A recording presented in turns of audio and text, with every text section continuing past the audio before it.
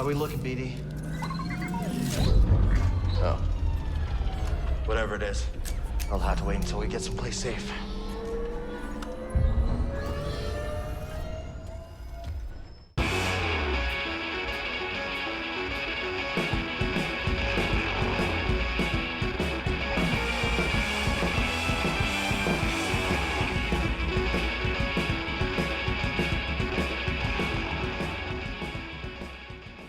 The new adventures of Cal Kestis in Star Wars Jedi Survivor is here. The second entry to the planned trilogy gives the players personalized ways to progress through the story and add some new lore into the Star Wars universe. Let's go deeper into it. Thanks.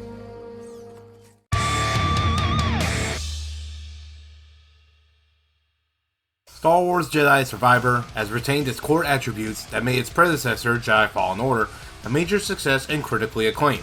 The game takes you to Cal Kestis' mission 5 years after the end of the first game, on his mission to Coruscant. He's working with Saw Gerrera of the Rebel Alliance and isn't with the Old Mantis crew. They were introduced with a new character by his side, Bo Dalcuna, who is a rebel on his side working for the safety of his own family.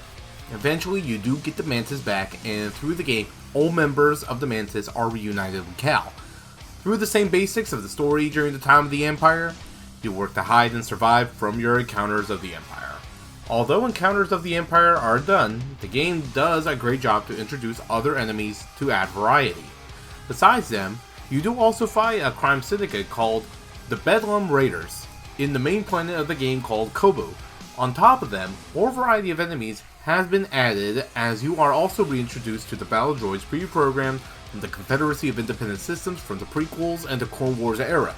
As far as the designs of the levels go, they are made with good exploration in mind as they should be.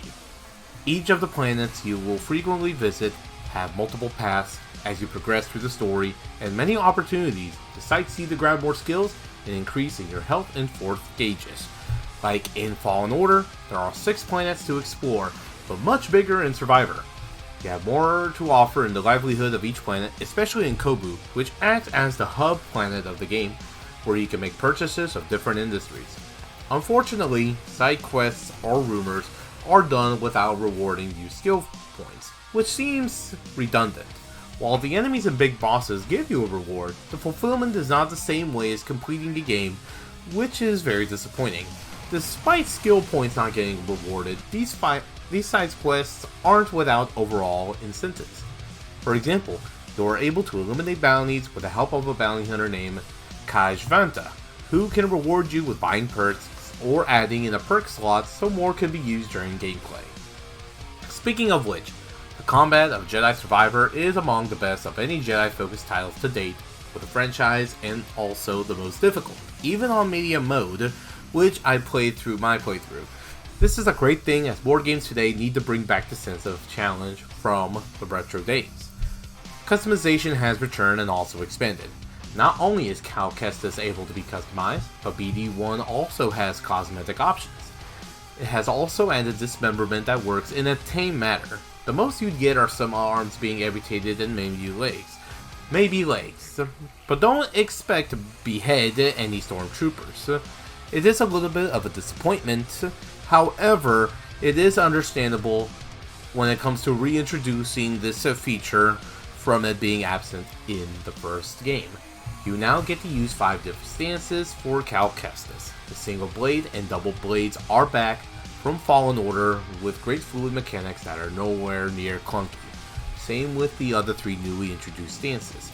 Dual wield has been added, plus the cross guard stance made for heavy attacks and high damage that is ideal for bigger enemies.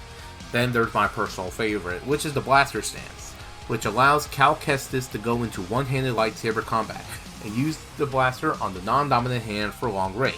Because the speed of lightsaber combat matches the regular single blade stance and the ammunition refreshes by damage inflicted on enemies, it was a stance I used commonly and have much fun with it.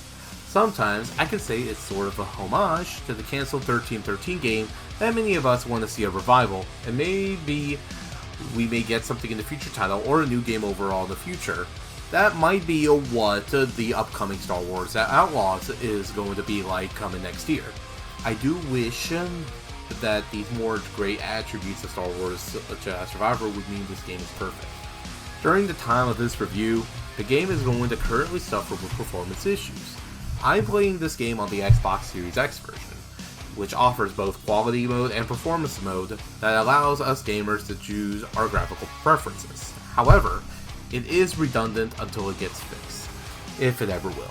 The performance mode should cap 60 frame rates per second, but many areas of the game, mostly Kobu, will experience heavy amount of frame rate drops that will even go below 30. Even more than halfway through the game, there was a glitch I encountered where the jump button stops working altogether, and the way out of it is to be put to death in game and respawn back to your checkpoint. While these do not render my overall experience unplayable, the issue is that for the current gen consoles, especially the Xbox Series X, their frame rate should be capped at 60 frame rates per second on performance mode when guaranteed. Regardless, the 20-hour storyline, as simple as it is, explores additional lore from other eras of the Star Wars universe being tackled on, and still has much to bring into the table. There is beauty in emptiness. Now you sound like a Jedi. You got a few things right.